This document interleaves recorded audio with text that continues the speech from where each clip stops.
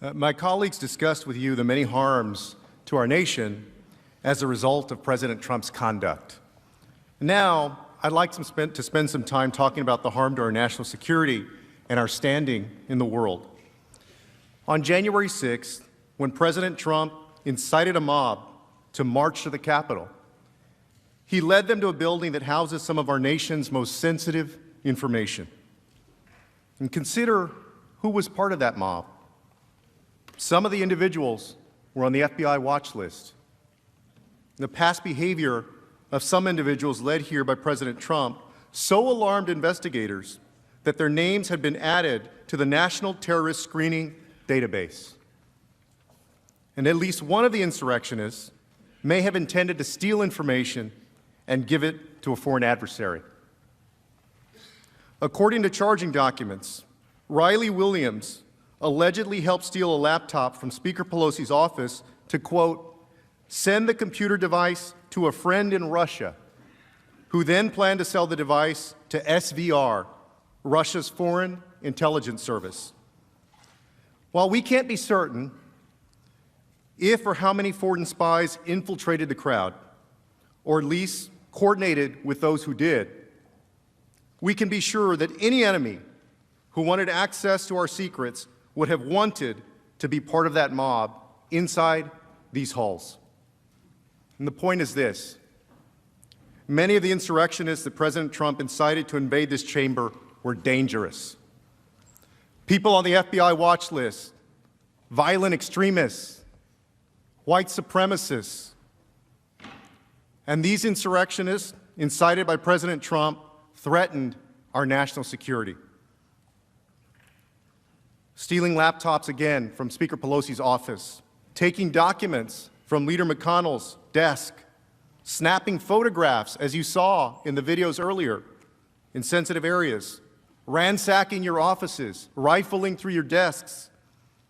The President of the United States, the Commander-in-Chief, knew the risk of anyone breaching the Capitol. He swore an oath to preserve, protect, and defend this country. And yet, he incited them here to break into the Capitol. Senators, as you all know, we have spent trillions of dollars building the strongest military in the world and billions of dollars on the most sophisticated weaponry on the planet to prevent the kind of attack that occurred at this Capitol on January 6th. And here's what the insurrectionists incited by President Trump did. Hey, let's take a seat, people! Let's take a seat! Nancy Pelosi. Let's vote on some shit! Oh my God, we did this shit. We took this shit. I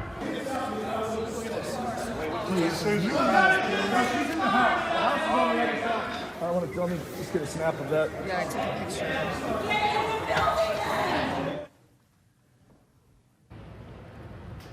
In many ways, this room is sacred, and so are the traditions that it represents. They've been carried on for centuries. Congress has declared war 11 times on this floor, including entering World War II. And Congress passed the Civil Rights Act and expanded the right to vote to ensure that no matter your race or your gender, you have a voice in our nation.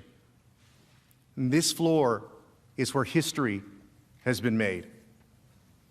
And now, our intelligence agencies and law enforcement agencies have the burden to figure out exactly what was stolen, taken, ransacked, and compromised. As acting U.S. Attorney Michael Sherwin explained, quote, materials were stolen, and we have to identify what was done, mitigate that, and it could have potential national security equities. These investigations are necessary now because of the actions of President Trump. And it wasn't just the people that he led here the intelligence agencies have to look into. It's also what they took and what they gathered. And it was the very fact that this building with so much sensitive information and some classified information that this Capitol was breached. And think about it.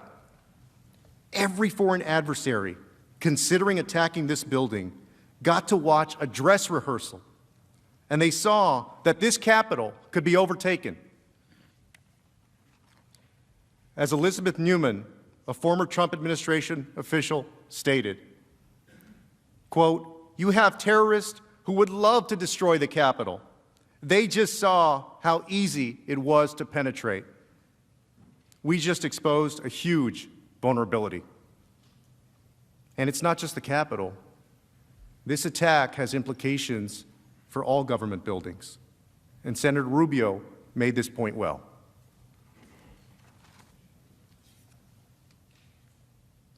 If you're a terrorist right now and you're sitting out there watching this, you're saying to yourself, hey, it's not that hard to get into the Capitol. Maybe that's not hard to get into the White House or the Supreme Court building or somewhere else.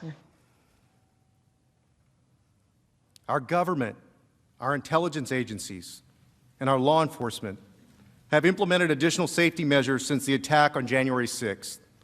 But while we secure this physical space, what message will we send the rest of the world? We already know that the message our adversaries took from January 6th.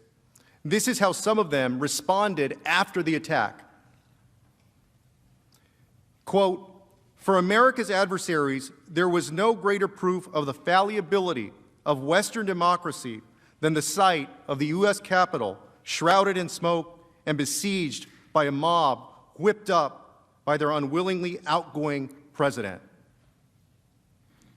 And to make matters worse, our adversaries are even using the events of January 6th not only to denigrate America, but to justify their own anti-democratic behavior, calling America hypocritical. Here's what the Chinese government is saying. The spokesperson for China's Ministry of Foreign Affairs said the Capitol riot should spark, quote, "deep reflection among U.S. lawmakers regarding how they discuss the pro-democracy movement in Hong Kong, suggesting that the U.S. is hypocritical in denouncing Beijing's crackdown in the city while it struggles with its own unrest at home."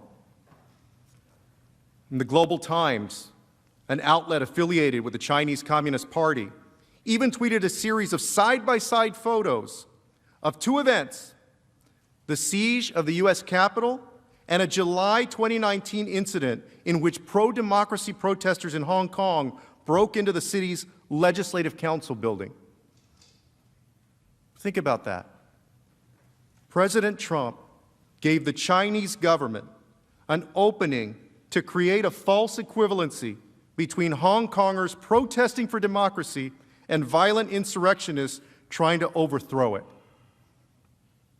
As Representative Gallagher described in real time, and if we don't think other countries around the world are watching this happen right now, if we don't think the Chinese Communist Party is sitting back and laughing, then we're deluding ourselves. So call it off, Mr. President. We need you to call this off. Russia has also seized on this violent attack against our government, decrying that democracy is, quote, over. The chairman of the Russian Upper House of Parliament's International Affairs Committee said, quote, "The celebration of democracy is over. This is, alas, actually the bottom. I say this without a hint of gloating. America is no longer charting the course and therefore has lost all its rights to set it, and especially to impose it on others." They're using President Trump's incitement of an insurrection to declare that democracy is over. In Iran, the supreme leader is using President Trump's incitement of insurrection to mock America. He said of the situation in the United States, quote, "This is their democracy and human rights. This is their election scandal. These are their values. These values are being mocked by the whole world. Even their friends are laughing at them." And these statements are serious and pervasive. And according to a joint threat assessment bulletin from the Department of Homeland Security, the FBI, and 8 other law enforcement entities, quote, since the incident at the U.S. Capitol on January 6th, Russian, Iranian, and Chinese influence actors have seized the opportunity to amplify narratives in furtherance of their policy interests amid the presidential transition. We cannot let them use what happened on January 6th to define us, who we are, and what we stand for. We get to define ourselves by how we respond to the attack of January 6th. And some might be tempted to say and point out that our adversaries are always going to be critical of the United States. But following the insurrection on January 6th, even our allies are speaking up.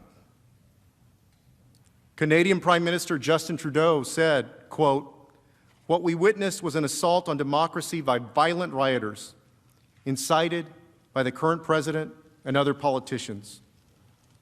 As shocking, deeply disturbing, and frankly saddening as that event remains, we have also seen this week that democracy is resilient in America, our closest ally and neighbor. The German foreign minister said, quote, this closing of ranks begins with holding those accountable who are responsible for such escalations. That includes the violent rioters, and it also includes their instigators. The world is watching and wondering whether we are who we say we are. Because when our other countries have known chaos, our Constitution has helped keep order in America.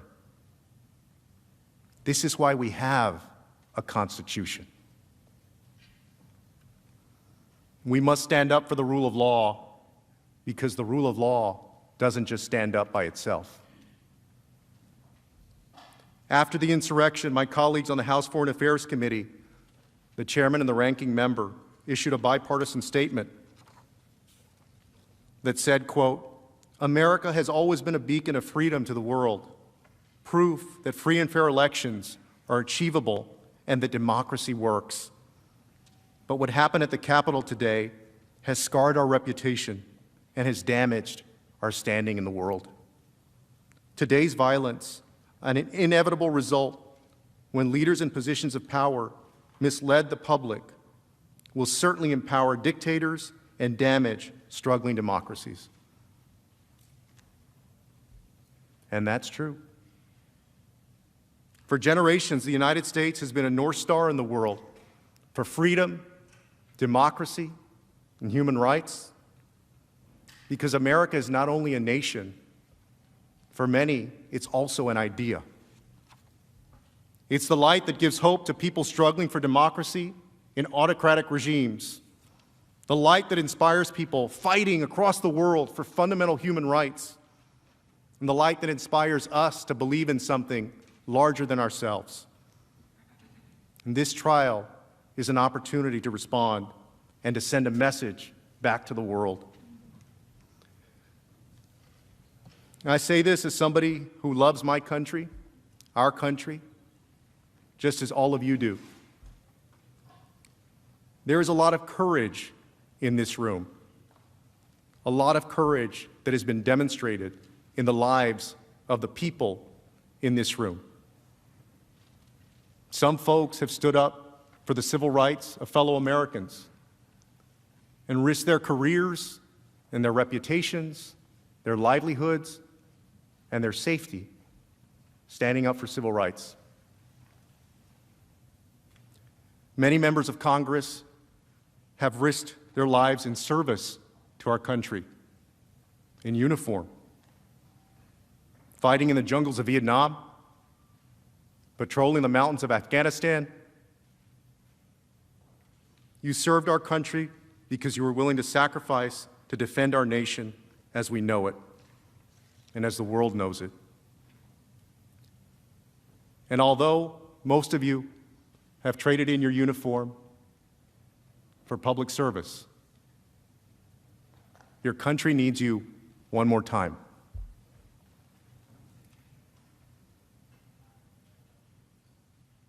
The world watched President Trump tell his big lie. The world watched his supporters come to Washington at his invitation.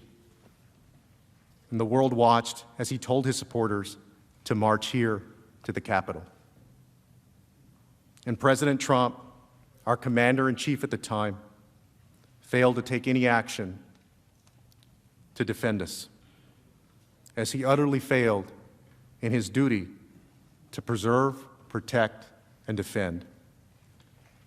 And now, the world is watching us, wondering whether our constitutional republic is going to respond the way it should, the way it's supposed to, whether the rule of law will prevail over mob rule. Because the answer to that question has consequences far beyond our own borders. Think of the consequences to our diplomats and negotiators as they sit at tables around the world to enforce our agenda on trade, the economy, and human rights.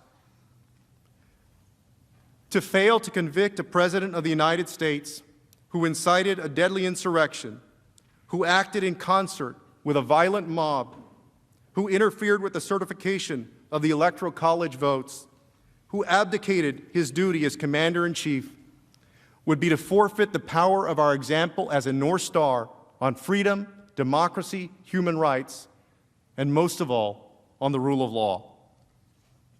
And to convict Donald Trump would mean that America stands for the rule of law, no matter who violates it.